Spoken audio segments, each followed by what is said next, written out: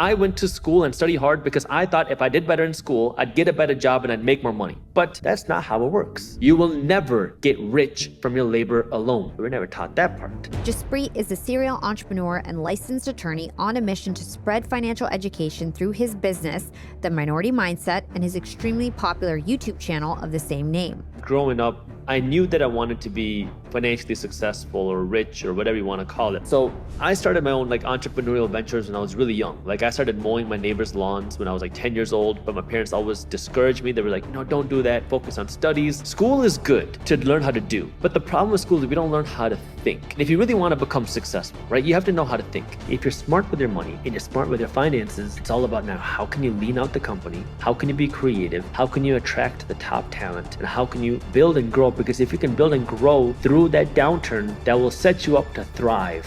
Why is it in the best interest of our financial system and government for them to keep everyone financially illiterate? Let's put it this way.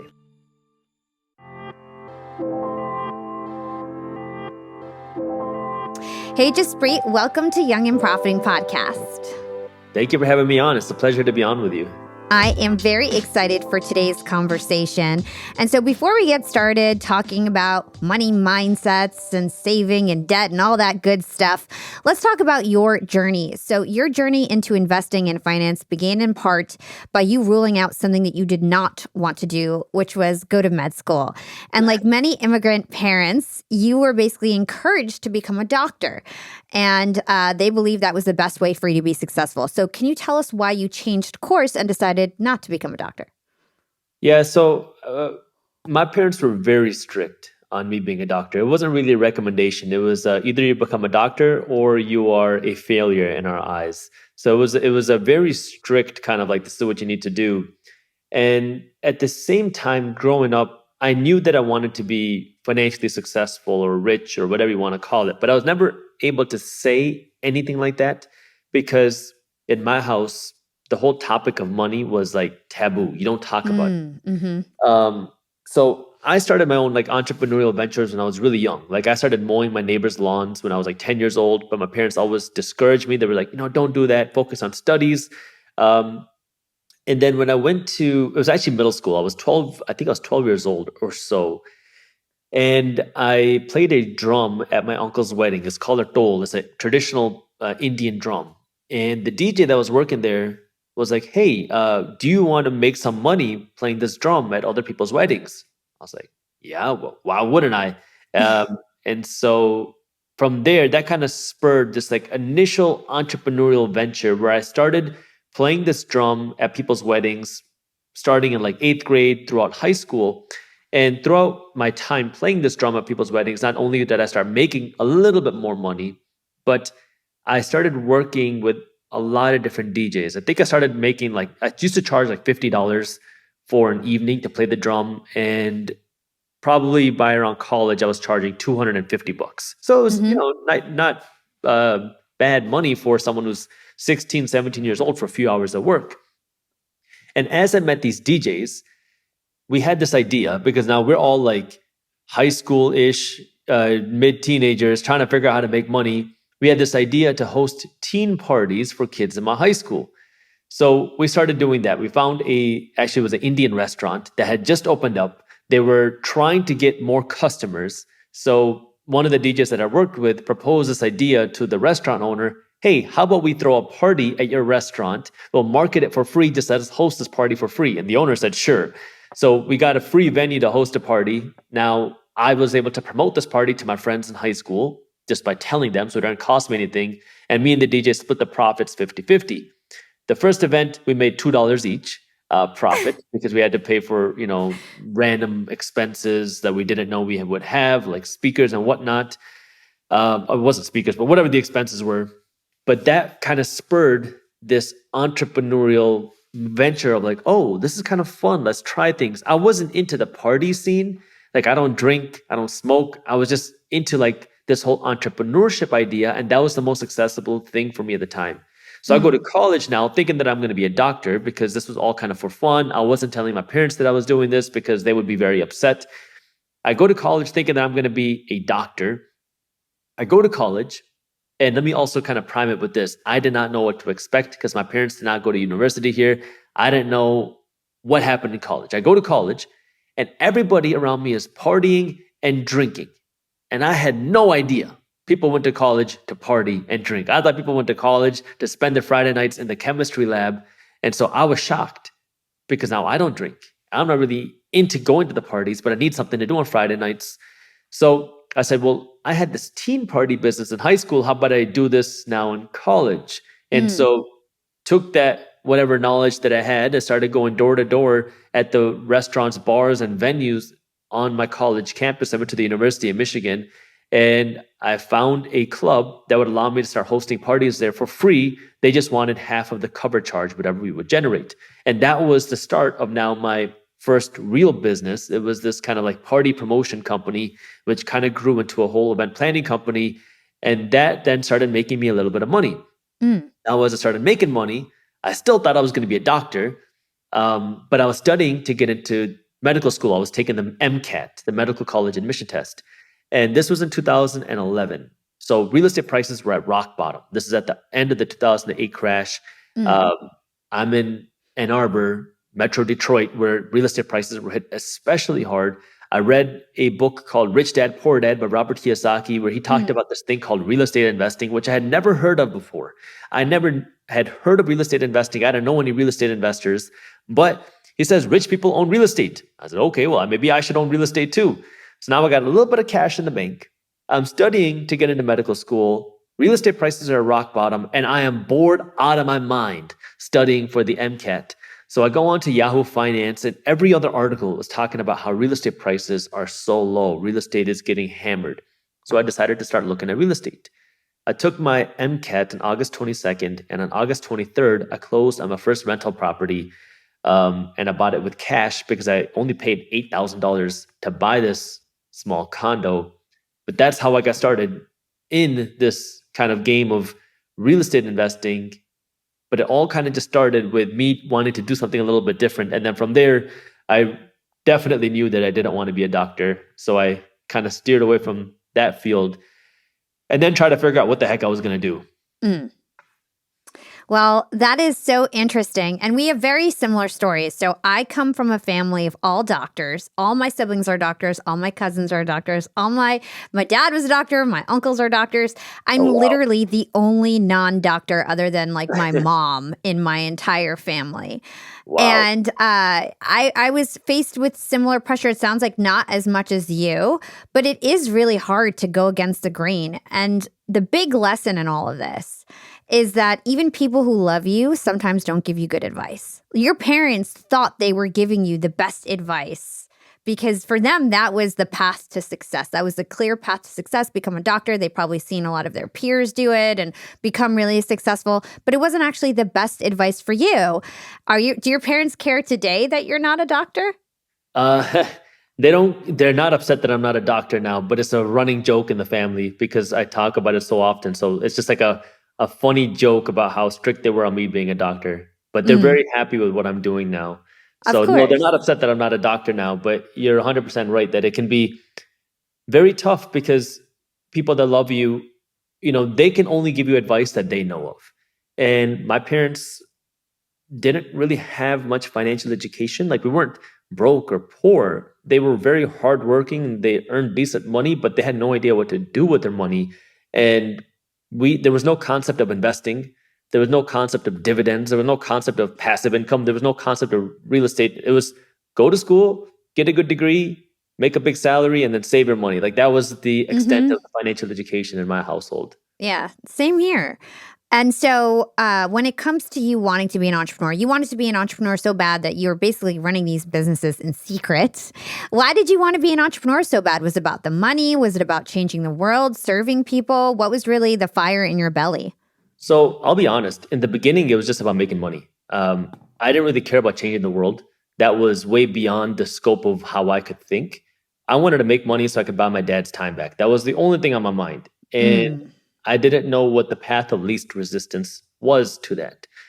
Slowly, as I started going through college, I did some internships and I kind of went down that route when I realized I wasn't going to be a doctor. I needed to find a way to make some money. So I tried to kind of figure out how I was going to make money. So I became a realtor. I interned at someone's office, and I realized I don't know if I could work with somebody else also. Like that was kind of in the back of my mind. But that wasn't the first thought in my mind. My first thought was I just need to figure out how to make money. Then when I started my event planning company, my party company, I was having fun in the beginning. I started to make some money probably by the second year of me doing it. And and by decent money, I was probably like in a good month in college, I was making close to $8,000, which is a lot of money when you're 18, 19 years old. Yeah. So at that point, I was like, wow, I am on top of the world. I'm making a ton of money. And I was buying as much real estate as possible.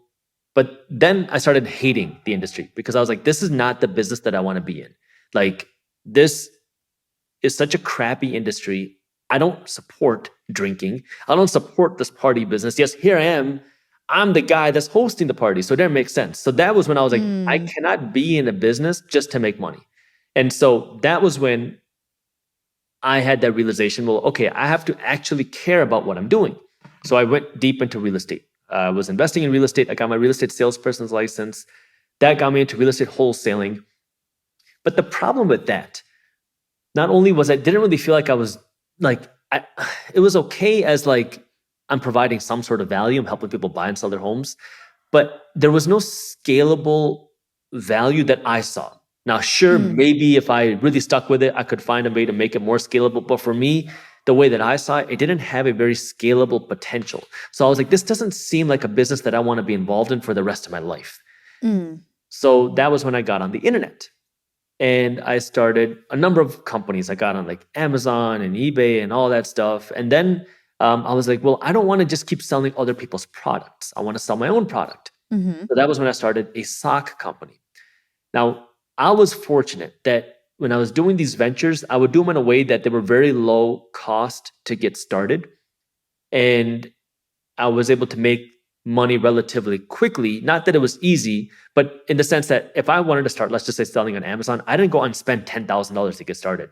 I would spend $200, and then when I made 500, I'd invest another 200. So it was like a way that it was sustainable. But I started a sock company, and now I created my own company. We had revenue that was scaling. And every time I was making money, I did one thing with it. I was buying real estate because, again, real estate was super cheap. So I just kept buying real estate as fast as I could.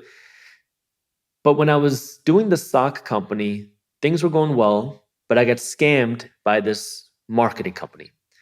And when I got scammed by this marketing company, at this point, I was so frustrated because I had to deal with so many ups and downs, so many scams, so much crap in order to get to this point. And even though we got scammed out of our marketing budget, we still had a very successful launch. I don't remember the exact numbers now, but during the pre-launch, we had done just over $20,000 in revenue before we even went live. So it was a pretty successful launch, even though we had lost our marketing budget to one of these companies, this scam company that took our money. They promised all these things, and I never heard from them again. So at that point, I was like, well, what do I do? Like, how can I now do something to help other entrepreneurs, different thinking people find some sort of guidance or support or something? Because I never had that. When I was going through my first businesses, like it was just me and my DJ friends trying to figure it out because we couldn't tell our parents. All of our parents were very against what we were doing. I couldn't tell my other friends because they didn't understand it. They were all studying to get good jobs as doctors or engineers or whatever. So I didn't really have anyone to turn to. I didn't have any education besides the audio CDs that I could read or listen to. And so that was when I had the idea to start this class on how to launch a business without getting screwed over. And my goal with this wasn't to make money. I sold it for like $7. My goal with this was to really just show people, hey, look, if you want to start a business, don't make these same mistakes that I did. And I did it under the alias minority mindset. I put it up on Udemy and got a decent number of users or buyers or whatever, customers. And that was when people were saying, hey, Jaspreet, this is really cool. Could you start a social media page? I said, okay. So I started an Instagram page and I started posting kind of just regular stuff about the same things like, investing, what is investing, what is entrepreneurship, how do you start a business, etc. And then I would get these comments or messages of people saying, this is cool. Could you start a blog? Because it's hard to read, long captions on Instagram. And remember, this is years ago before Instagram was really, this is before you could post videos on Instagram. So it was the older Instagram. And I was like, well, you don't want me to write a blog because English is my second language and I'm very bad at English and writing. So I don't know about that, but I can talk. So I started this YouTube channel under the alias Minority Mindset to talk about that same stuff. Again, I don't know why or what the kind of the motivation was. It was really kind of an outlet for me because I had no one else to talk to about this. And slowly that YouTube channel started to grow. And around the time where the YouTube channel had hit 100,000 subscribers, I was still running my sock company. That was when my patent for the sock company that I had got denied because we had created this like water resistant technology that I was hoping to license, but all those licensing deals fell through when I didn't get my patent. So that was when I had to make the decision. Do I want to continue with this profitable sock company and build a sock company because I can't license the technology? Or do I want to go through this unprofitable YouTube channel, whatever Minority Mindset is, I don't know where it was going to go, and figure it out? And that was where now, you asked the question, what drove you? Was it money or was it something else? This is where now the money was in the socks. The passion was in the Minority Mindset. And I was like, well, if I ask myself, because this is the question that I kept asking myself for years when I tried to figure out what to do. If I was 65 years old and looking back at my life, what would I be happier and more excited about? It wouldn't be socks. It would be me doing something that makes me feel more fulfilled. And that's what Minority Mindset did. So I started putting more time into Minority Mindset. And that was when I realized that a YouTube channel is not a business. Like it was fun for me to have this outlet, but it didn't fulfill my entrepreneurial cravings, I guess. Because somebody who has an entrepreneurial craving needs to like build something. I enjoyed putting out the content, and that's when I started building Briefs Media, which is the company that I run. So I kind of say like, Minority Mindset is my hobby. It's the content that I put out is just for fun. But my business is Briefs Media, which is where I spend more of my, time building. And I was able to use the Minority Mindset platform kind of as a initial promotional tool for me to get the word out there about it.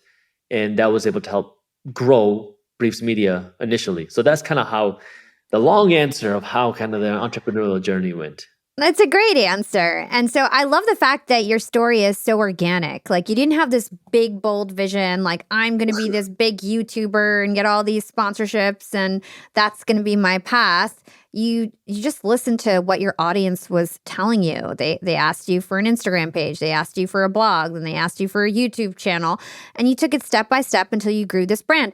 And out of your darkest moments can come your shiniest moments and brightest moments. I mean, you got scammed, but that led you to create Minority Mindset. And now you've got millions and millions of followers. I think you've guested on shows like Lewis Howes, Jay Shetty, Impact Theory. So you've really made a name for yourself in this space. Buy low, sell high. Buy low, sell high. It's a simple concept, but not necessarily an easy concept. Right now, high interest rates have crushed the real estate market. Prices are falling and properties are available at a discount, which means Fundrise believes now is the time to expand the Fundrise Flagship Fund's billion-dollar real estate portfolio. You can add the Fundrise Flagship Fund to your portfolio in minutes by visiting fundrise.com/profiting. That's fundrise.com/profiting. Carefully consider the investment objectives, risks, charges, and expenses of the Fundrise Flagship Fund before investing.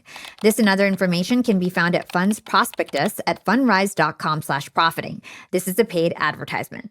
What are some of the things that you wish you learned in school that you now teach on your channel, Minority Mindset? How much time do you have? Well, this is going to be the rest of the interview, is asking you about all these money concepts. Honestly, I wish. So I studied really hard in school. And there's nothing wrong with school, but I think the problem, here's what's wrong with school. What's wrong with school is it doesn't teach you to think. School is good to learn how to do, But the problem with school is we don't learn how to think. And if you really want to become successful, right, you have to know how to think. And so for me, I had to kind of dissect this backwards, because why did we go to school? I went to school because I wanted to make money, right? And it's a lot of people don't want to say that, but I went to school and studied hard because I thought if I did better in school, I'd get a better job and I'd make more money, period. Because if I had more money, I could give back to my parents and I could have more nice stuff. I didn't want to make money so I could hoard a bunch of expensive things. I wanted to make money so I could have freedom. But along the way, I realized that's not how it works. If you look at really any wealthy person, and I'm not talking about somebody who has $1 million. I mean, actually wealthy person. How did they get there? Chances are it wasn't because they got a good degree and climbed that corporate ladder. Chances are it's because they owned assets. They owned some investment. They owned some equity. They owned some business. They owned something that they were able to generate profits out of. And so the first thing I wish that schools would teach is our economic system. Because at the end of the day, we are going to school to get a job to make money. And so we have to clarify that, because we have such a taboo around this topic of money. So many people, the average person does not want to talk about money, and they have such a negative connotation around money, yet we're all going to school to get good grades, to earn money, to pay our bills. So money is involved in every single aspect of our life. And so we have to first become understanding of that. Second, once you can become understanding that money has an importance in our life, we have to understand how our economic system works. Because in our economic system, we live in a capitalist system. And that has become a very politically charged term nowadays. But the reality is that is our economic system. Which means if you want to win in our economic system, you have to understand how it works. A capitalist system means two things. Number one, it means your income is dependent upon how you earn. And number two, your taxes are dependent on how you pay your taxes. And you'll see what that means. Number one, when it comes to your income, there are two ways that you can generate an income in a capitalist system. One is through your labor, one is through your equity. Your labor means I go to work and I get paid. This is what we learn to do in school, period. We learn to go to get grades, good grades, and get a good job so we can make a bigger salary.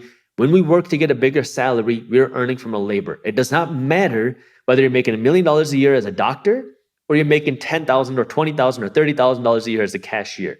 You're getting paid from your labor. You will never get rich from your labor alone, period. But we're never taught that part. The way that you get actually wealthy is you have to understand the second part of a capitalist system, which is earning money through equity, meaning through your capital.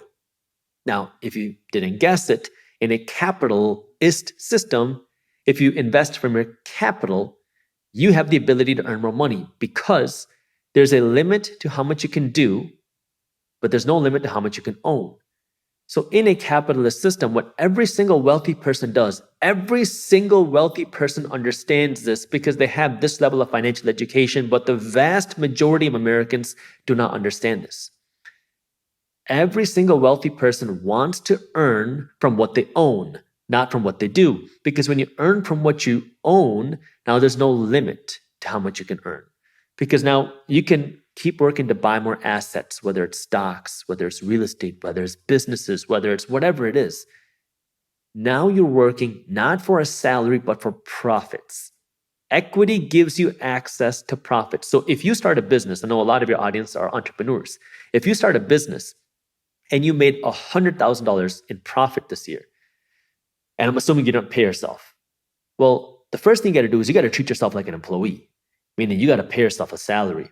So if you pay yourself a $50,000 a year salary, that means your business makes $50,000. If your business makes $50,000 of profit, that goes to the owners. If you are the only owner of your business, that goes to you. If you go out and get investors, it goes to the investors. But if you're running the company, you are the CEO of a company and you're getting paid a salary. You're getting paid to work in the company. The person who gets paid for owning the company are the shareholders, the owners. And so where the real wealth is built in America is through equity, through this capital. That's the first part of a capitalist system, is you want to own from your capital more than your labor. The second part that you have to understand is taxes. Now, I'll tell you this as an attorney who's not your attorney, because when my parents found out that I wasn't going to be a doctor, we made a compromise that, my dad had this talk with me that if you want to have any pride in the family, you have to at least go out and become an attorney. So I said, okay, I can do that because I found out that you can go to law school part-time. And if I go to law school part-time, I could work on my business full-time. So I went to law school and then I never worked a day as an attorney because I was fortunate enough to see enough success from my businesses at that time. But as an attorney, what I can tell you, who's not your attorney, is that our tax code taxes income differently depending on how you earn your money. We have three general buckets of income. You have earned income, portfolio income, and passive income. Earned income is the money you make from your job. Portfolio income is money from your investments, things like selling a stock for a profit. Passive income is money you make from things like your real estate investments. And the income that comes at the highest tax rates and the lowest tax write-offs are your earned income. Which means, now, you're going to school to get good grades, to get a good job, to earn a big salary, which is the labor part of your income, which is the worst way to get paid. Mm-hmm. And then that labor comes at the highest tax rates and the lowest tax deductions. Something is broken in that system because now we're taught to just follow what everybody else is doing. But if you keep doing what everybody else does, you're going to end up just like everybody else. And today in America, that's broke because the majority of Americans are broke. And this is where everybody thinks, oh man, the solution to my financial problems is I need to earn more money. And that can help. But the reality is, I'm going to speak just reality. For the majority of Americans, more money leads to bigger financial distress.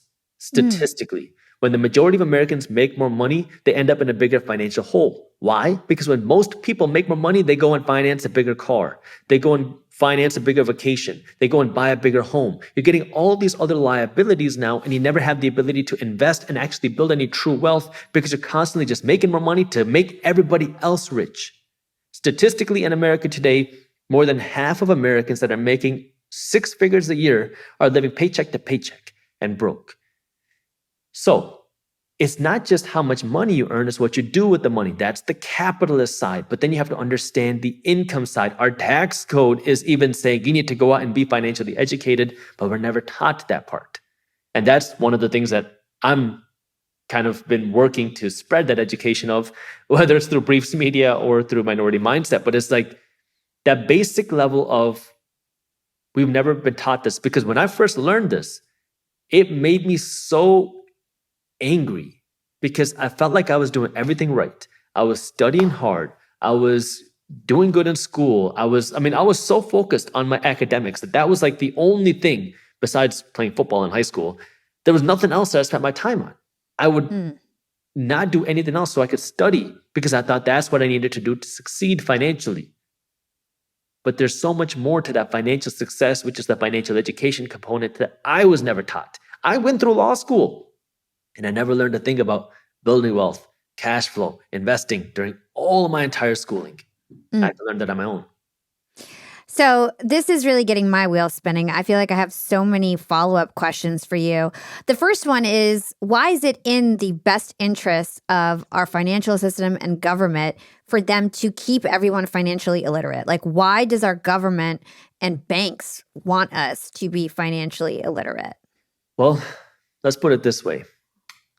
The number one asset on the United States balance sheet today is student loans.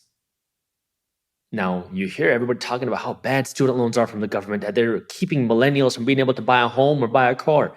Yet, you go to Google and you search the number one asset on the United States balance sheet, you will see that the student loans are part of the reason why the United States is able to make so much money. Second, if you were financially educated, you would think twice about financing a G-Wagon that you couldn't afford. See, if you thought twice about financing the G-Wagon, then the bank wouldn't be making that interest. And that means the car dealership wouldn't be making that money either. So it is not in their best interest to tell you, maybe you shouldn't go out and finance this car because that means they don't get paid. And so corporations are in the business of selling you things. Banks are in the business of lending you money. If they are in the business of trying to get you to give them your money, it's not in their best interest to teach you how to keep your money and grow your money. Although you would think that if you knew how to grow your money, you'd be able to spend more because now you have more money to spend. Unfortunately, that's just not what people do. And this is where now it is your duty to now protect yourself and educate yourself financially. But we're never taught how to do that. So this is where now, again, schools don't teach it. You got to go out every way to learn it. Now, thankfully, we have podcasts and YouTube and educational places on the internet that are free and easily accessible that have never been there before. So, it'd be interesting to see how that changes over the next 2 decades. But this is that basic level of education that is not in the government, corporations, or banks' best interest to keep you financially educated, because that means they make less money. Mm. And I know on your YouTube channel and your other channels, some of the things that you teach is money habits. And you talk about money habits that keep people poor. Can you talk to us about some of the habits that people have that keep them poor? The first thing, ultimately, I could talk about spending habits, but it ultimately comes down to somebody's mindset around how they're looking at money. Because if you look at money and you don't really care about it, or you have this YOLO mentality, which a lot of people do, because I'll post things on Instagram. I remember this was a post that I made a little while ago, and it created a lot of controversy, and I did not expect it to, which was if you invested $100 a month from the ages of 21 until 65, and you put this money into the S&P 500, which is a group of the largest financial 500 companies on the stock market, and you did that for those years, and you never invested more than the $100 a month that you always did, that you would have retired a millionaire. And that created so much controversy because people were very upset by this whole idea that why would I want to wait until I'm 65 or 66 to become a millionaire?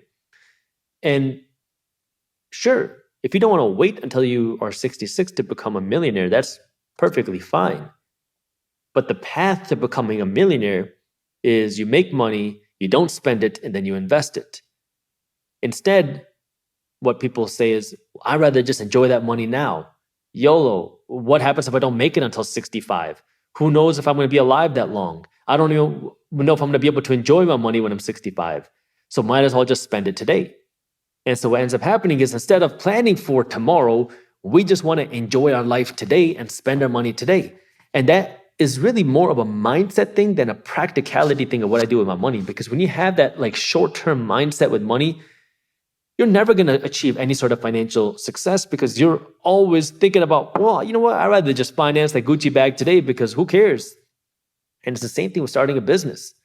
Starting a business is hard, not just because you have to learn a lot of things, but because you have to have the discipline to work for tomorrow, next week, and next year, maybe even next decade, depending on what the business is.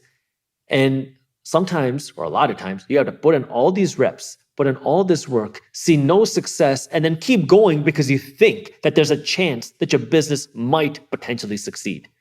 So that dedication and that discipline is not easy, because now you're going against what everybody's saying. Because now when you're doing this, your friends are looking at you like you lost your mind. Like, yo, why don't you just go get a regular job like everybody else and make some decent money? Your parents don't understand why you're a failure. You're sitting there working on some dumb business idea, trying to figure out how to make it work. You're sitting there like, I know that this can work. Everybody's doubting me, but I want to prove them wrong. I just need a little more time. But you don't know if it will succeed or not. And you have to still be able to silence not just the internal voices in your head that are saying, don't do it, but then you have to silence all the external voices that are saying, you're stupid, you're a failure, you're doing it wrong, you should have just listened to what everybody else is saying, you should just follow what everybody else does. And you have to still keep going after you get scammed, after you get screwed over, after people say things to you. And you just got to keep going. And that's not easy. And that's that mindset of, now I have the discipline, I know what I want. And I don't care what you say. I believe in me, even if you don't. And you just got to keep going. And what's interesting then is, once you start to see that success, that's when everybody says, I've always believed in you. I knew you were going to succeed. I had faith in you from the beginning. You know what? That's the part of really being a successful investor and an entrepreneur. It's the same journey. Yeah. Totally agree. First, they ask you why you're doing it, then they ask you how you did it. Yeah. So I totally agree with that. Young and Profiters, when I started this podcast, I had a team of about 20 volunteers for 2 years. At the time, I didn't really have a business. I just had this podcast and I knew how to do every part of the process. So I would just recruit interns and teach them things. Now, fast forward, we're a 7-figure business. We need to hire people that I don't know how to do their jobs, but we're a small company. And so I don't have an HR team. I don't have recruiters that work for me. And we needed secret sauce to get our A players in the door. And that secret sauce is Indeed. Indeed is the world's best matching and hiring platform where you can find, vet, and lock in the best talent all in one place. You no longer need to bounce from job site to job site. Let Indeed do all the heavy lifting for you. Their matching engine can help build your dream team fast. I'm so glad I found Indeed when I did because our hiring now is just so much more effective. We don't have wasted cycles anymore. We find high quality candidates the moment we put up a job post. These people have already basically been vetted by Indeed's matching engine, which, by the way, gets better the more that you use it. And in terms of the quality of the candidates that you'll get with Indeed, a recent survey found that 93% of employers agree Indeed delivers the highest quality matches compared to other job sites. Join the over 3 million businesses worldwide that use Indeed to hire A players fast. And listeners of this show will get a $75 sponsored job credit to give your jobs more visibility at Indeed.com/profiting. Just go to Indeed.com/profiting and support our show by saying you heard about Indeed on this podcast. Indeed.com/profiting. Terms and conditions apply. Need to hire? You need Indeed. Let's talk about spending money on dumb things. We were just talking about people saying YOLO in the comments, and I know that you give advice to stop spending money on dumb things you can't afford. So what's the easiest way to understand what you can afford and what you can't afford? What you can afford and what you can't afford?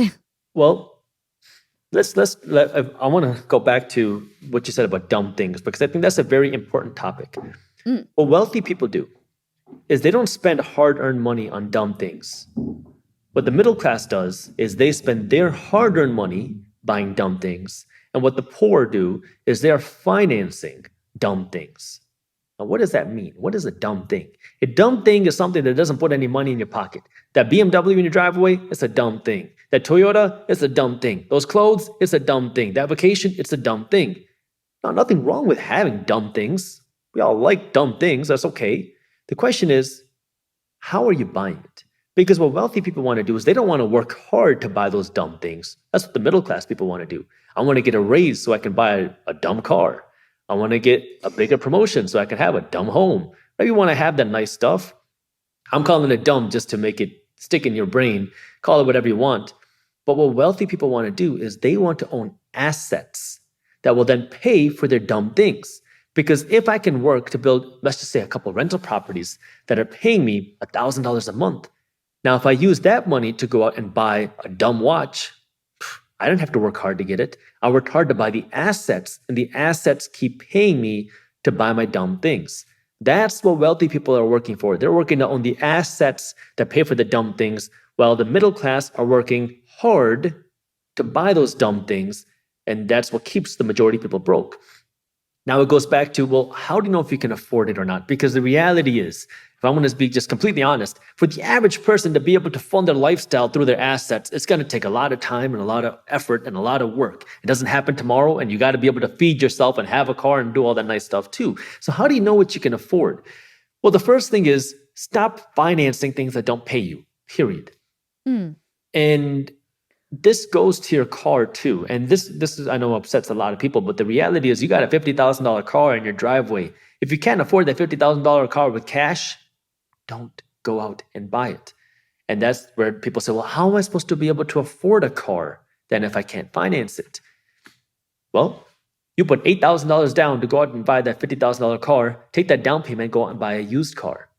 And that one's tough because now you got to downgrade from a BMW to a Toyota Corolla used. And this is so hard because when you start to make money, your car is one of the easiest ways to show it off. I like nice cars. But the first time I made $1 million in a year, I'm driving a car that doesn't have a bumper on it. It's got a crack in the windshield. That's got rust on the sides. Because I know I want to take that money and put it back into my own asset, put it back into my own business. My employees are driving better cars than me because I know that that car is just a liability. So I want to put my money into an asset that's going to pay me first. So if you're financing your car, that's the first thing you want to take a look at, because now not only is that car losing value, but you're paying interest on that car that's losing value. So it's a double whammy. So stop financing things that don't pay you. The only exception to this would be the home that you live in. Then, when it goes to actually buying some things, you have to make sure you can actually be able to afford it, not just buy it. You want to go out and buy $1,000 phone. Most people assume that, okay, if I can't finance it, because that's most people's definition of affording a new $1,000 phone, I can afford the $80 monthly payment. Well, we already said why you can't do that. Now, if you want to buy the $1,000 phone, if I got $1,000 in the bank, I can afford the $1,000 phone, right? No. If you want to actually be able to afford that phone, what I like to do is follow what I call a rule of 5, which says if I can't buy 5 of them, I can't afford one of them. So if you got $1,000 in the bank, you can go out and afford comfortably a $200 phone. And this now requires, and this is hard. I know people hearing this like, dude, what the heck is wrong with this guy? Is this guy crazy? How am I supposed to live my life and even eat? This is going to require serious cutbacks on a lot of people's lifestyles.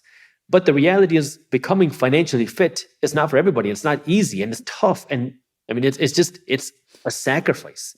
It is not easy. I never said it was going to be easy. Not only now are you going to have to make cutbacks, your spouse is going to look at you like you lost your mind. Your parents are going to look at you like you lost your mind. Your friends are going to think that you lost your mind too. And then on top of that, you have to start living a little bit smaller. Is it possible? Yeah. Is it hard? Absolutely.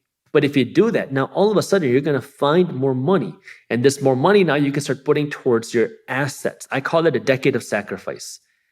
You got to put in the decade of work where you're living smaller and working to earn more money just so you can buy more assets. And if you go through that decade of sacrifice, which most people, the majority of people will not be willing to do that, but if you can go through that decade of sacrifice, you will be able to come out of this decade way wealthier, and you will be able to go out and buy the nice stuff that you want, those dumb things, and no longer have to really worry about the price. While everybody else is figuring out how they can pay it off, you can go out and buy it without even worrying about it. It's just going through that real sacrifice of how can you spend less and earn more. So one thing that you mentioned a few times is never finance anything that isn't going to pay you. What's an example of something that you finance that does pay you? So this could be potentially going out and buying rental properties. This could be potentially going out and buying a business. It could potentially, and I say this with a word of caution because I know a lot of your audience are entrepreneurs, be used in your business to finance your growth. But if you're just starting off as an entrepreneur, do not go into debt. It's one of the most risky things they can do. If your business is making $3 million a year, and now you're like, you know what, if we had an extra $1 million, we would be able to scale this from $3 million to $25 million. We just have to go out and invest in this new machinery or something along those lines. And you don't want to go out and sell equity in your company because you know that the equity is going to be way more valuable than the 9% you have to pay on the debt. That is a different financial decision as opposed to, well, I want to start this business idea. How about I go out and finance it? I remember talking to my bank manager one day. I walked in and they were telling me about this client that wanted to buy this pet grooming business. And I think they wanted to get like an $85,000 loan for this pet grooming business. They didn't own or buy any real estate with it. It was just a business inside one of this retail strip plazas. And that $85,000 business was going to be a losing business because I think it made $40,000 or $45,000 a year, but the owner who worked in the business didn't pay themselves a salary. So that's 40. They say they're making 45 grand a year, but they're not paying themselves anything. So if you pay yourself 45 grand a year, the business makes $0. And then on top of that, there was this clause which said that they had no restrictive covenants, meaning that owner could have sold the business and then opened up another pet grooming business right on the other side of the street. Like there was no non-compete clause. And so this lady was thinking about buying that business for $85,000. And thankfully, the manager denied them. He said, this is just too risky for us.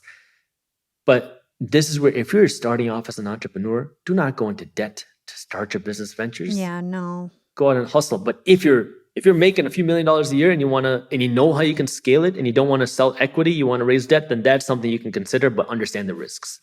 So I'm going to say something that you might disagree with. So like, as you're talking about like, be frugal, don't spend all your money, don't spend more than you can afford. All I keep thinking about as a hustler, as somebody who's been an entrepreneur for a long time, and now I'm making a ton of money, but when I was younger, I had to get there.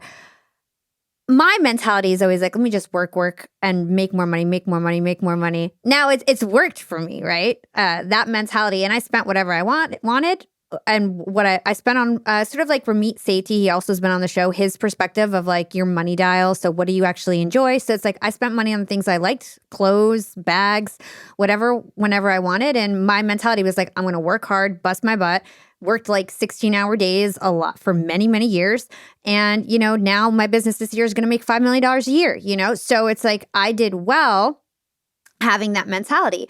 But not everyone, I think, can be that way, that scrappy or can make money from nothing. I basically made money from literally nothing. I had no investors. I just did it from just grit and hustle. So what's your perspective on that? Because I think some people don't fit in this personality of just being frugal. Like, I don't think I would have been as successful had I not sort of also spoiled myself in the way that I wanted to be spoiled along the way, if that makes sense. Well, you had the money to buy it. You weren't going into debt to buy those handbags. No. If you can, I have nothing against buying nice things. If you want to buy something nice, go ahead.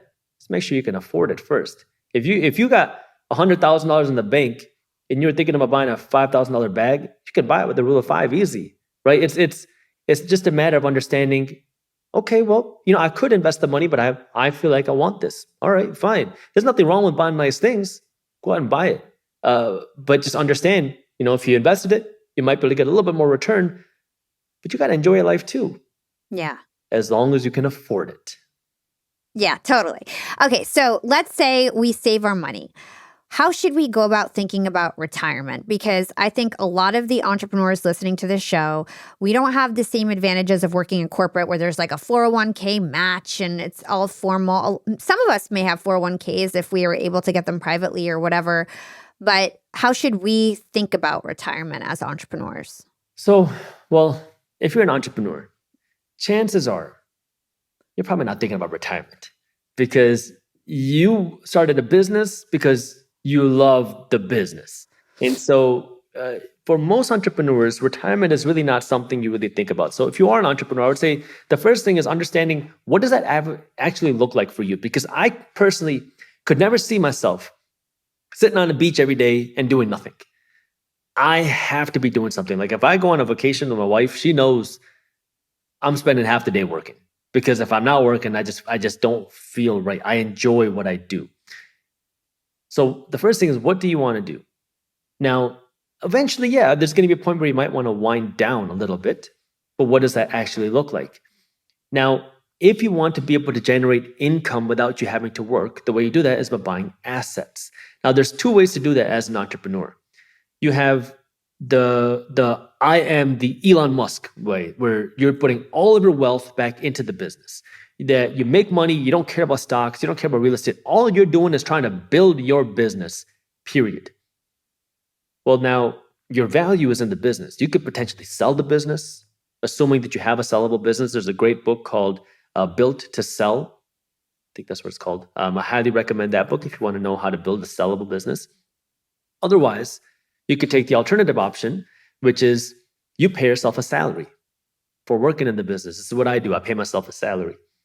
Then out of the salary that you get paid, you treat yourself like an employee where you invest that money like any employee would do at somebody else's company. Like I invest my money into stocks, into real estate, into startups, but you have to treat yourself like an employee and work to build that retirement fund, or whatever you want to call it, using the income that you're generating. And this is where you're going to have to decide that balance, because if you take money out of your business and you go put it into the stock market, you might be able to get a 7, 8, 9, maybe 10% return on your money. That would be like a great case scenario. You're not guaranteed to make money. It might go down, but historically, that's what we've seen. In your business, your money could grow by 20, 30, 40, 200, 300, 400, 2,000%. There's really no limit. But Your business could go bankrupt tomorrow and you have nothing to show for it. So you kind of have to figure out what type of entrepreneur and personality you want to be and where along the spectrum you are. Mm. Yeah, I love that. I'm definitely an entrepreneur myself, just so for my listeners. I tend to invest most of my money back into my business. All my podcaster money that I get from sponsorships, I put straight back into my business. And that's how I was able to do it with no investors. So let's talk about active versus passive strategies. You were just talking about investing. First of all, what is the difference between an active strategy and a passive strategy? So I call an active strategy when I'm looking for an individual investment. If I go out and I buy a piece of real estate, that's an active investment because I have to go and find this property. If I go out and I invest in individual stock, I have to find that stock. If I go out and invest in a startup, I have to find that startup. So these are all active strategies for me. A passive strategy is now, like for me, every Wednesday, I have cash that leaves my checking account and it automatically gets invested into a portfolio of ETFs. These are funds in the stock market. This happens automatically, whether the market's up or down. I don't even have to touch it. It just happens without me even looking at it. So that happens every Wednesday, no matter what. So my passive strategy is autopilot. My active strategy is me going out and looking for individual deals. Now, what you need to do as an investor is figure out what type of investor do you want to be? Because some people want to be involved. They like to read financial statements. They want to go out and actually look for these deals and be spending that time doing that. More risk, more potential return. Others will say, I don't got time for that. I'm trying to run my business, or I'm not interested in doing that. I have other things to do, or I just want to not have to stress about it because the markets just scare me. That's fine.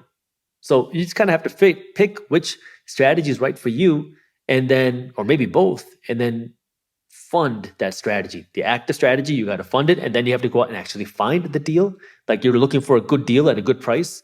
The passive strategy is just every week, every 2 weeks, every month, money just automatically keeps flowing into your investments. Mm. And so I know that you love real estate. You've been doing it for a long time. At what point in our journeys do you suggest that we dabble in real estate? Is there a certain amount of cash we should have? Or like, how do you suggest, like, when is the green light to know, like, you're ready to start investing in real estate? There's really, I want to say there's a green light. Like I got started in real estate during the bottom of the 2008 crash. So you didn't need much money to get started then. But I was also doing it at a time where most people were not investing in real estate. Even the people that had way more money than I did, way more education than I did. So I think the main thing is you got to make sure you can afford the deal, and you have to make sure that the deal is actually making sense financially, meaning that it's cash flowing. Because what a lot of people do, and you see this in every real estate cycle, is people will buy a real estate deal. Let's just say they bought this deal for $100,000, and it will make next to no money in profit every year, or maybe $1,000 in profit a year, a 1% return, because they think that they're going to be able to sell this property for $200,000 in 12 to 24 months. So they don't care about the cash flow. I don't recommend doing that, because what happens if you can't sell it for profit? What happens if the economy goes down? What happens if something goes wrong in that neighborhood and now you can't sell it? Now, not only are you not making any money, your money is tied up and you can't get out. Maybe you have to sell it for a loss.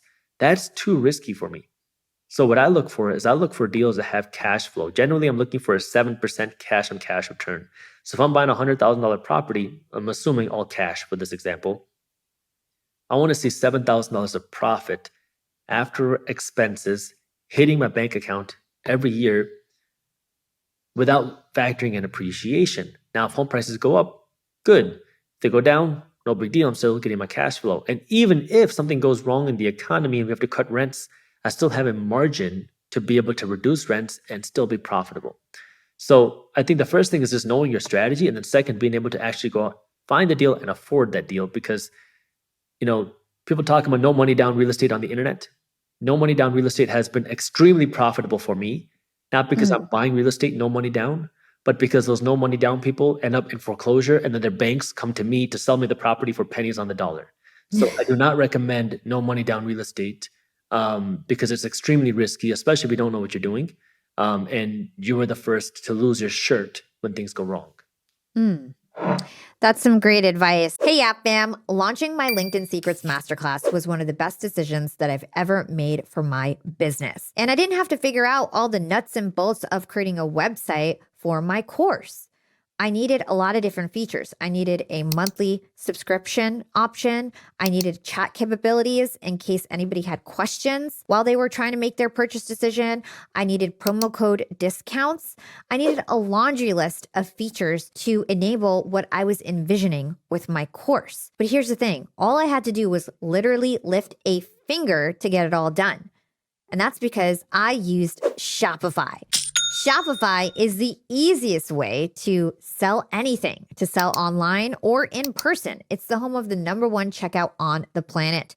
And Shopify's not so secret is Shop Pay, which boosts conversions up to 50%. That means way fewer carts get abandoned and way more sales get done. If you're into growing your business, your commerce platform better be ready to sell wherever your customers are scrolling and strolling, on the web, in your store, in the feed, and everywhere in between. Put simply, businesses that sell more sell with Shopify. Upgrade your business and get the same checkout we use at Yap Media with Shopify. Sign up for your $1 per month trial period at shopify.com/profiting, and that's all lowercase. Go to shopify.com/profiting to upgrade your selling today. Shopify.com/profiting. So one quote that I found from you is you say, everyone in America should be a business owner. However, not everybody should be in the business of starting a company, and not everybody should be in the business of operating a company. Talk to us about that. In America, in this capitalist system, you make money through equity, where that's where wealth is built. How do you get the equity? You can get the equity from owning real estate, ideally rental properties, or you can get the equity from investing in other businesses. Business owners are the wealthy people in America, along with real estate owners. You have to be a business owner. Now, most people should not be trying to manage a company or build a company or start a company. How do you do that? Well, the stock market has made it very accessible. You can start investing in companies with as little as $1. And the thing that a lot of people get kind of down on is, well, if I invest $1,000, that's a lot of money I have to invest. I might not see that much of a return. I might even lose my money. But the thing is, the goal isn't to invest $1,000 one time. The goal is to invest $1,000 every month for the next 3 decades. Now you'll start to see that money grow and compound and really start to build more ownership and equity, where now you can start to see that growth in your equity. And that's where everybody in America needs to be a business owner. That way you can win in this economic system, because not only now do you get that profit share, but you also get the tax benefits from investing instead of just earning from your labor. Yeah, that's so true. And as we close out the interview, I just want to talk about recession and the economy for a moment. So I want this show to be evergreen. A lot of people go back years later, right? So I'm not going to ask you if we're going into a recession or not. What I'm going to ask you is, for whenever we seem to be going into a recession, how can we thrive as entrepreneurs? Well, recessions create more opportunity than any other time. And if you look at it from the perspective of an entrepreneur, some of the biggest companies around today were created during recessions. Uber, Airbnb, I even think Microsoft was started during a recession. So it creates opportunity, because if you're an entrepreneur, number one, people are looking for jobs when a recession happens. And when people are desperate for jobs, they're willing to work for less money. So if you're an entrepreneur, that can benefit you in that sense. Now, it's tough because people don't always have money to buy your products, but this forces you to be more creative. This forces you to be more lean. And really, again, it goes back to smart financing of your company, because if you have a ton of debt and now people are not buying your stuff, you have a whole bunch of expenses that you can't get rid of because you can't make that debt go away. But if you're smart with your money and you're smart with your finances, now it's all about how can you lean out the company? How can you be creative? How can you attract the top talent? And how can you build and grow? Because if you can build and grow through that downturn, that will set you up to thrive when the economy is growing as well. So, Jaspreet, thank you so much for sharing all of this financial knowledge. Before we close the show, I'm going to ask 2 questions that I ask all my guests. The first is, what is one actionable thing our young and profiters can do today to become more profitable tomorrow? The first thing that I would say, because I was just having a conversation with one of my friends about this, is if you have cash sitting around in a savings account, check and see if it's a high interest savings account. Because at the time I was recording this, you have a lot of high interest savings accounts that are paying 4 to 5% in interest for doing nothing except sitting there that are FDIC insured. So if you have some extra cash sitting around, at least start generating a little bit of interest on that.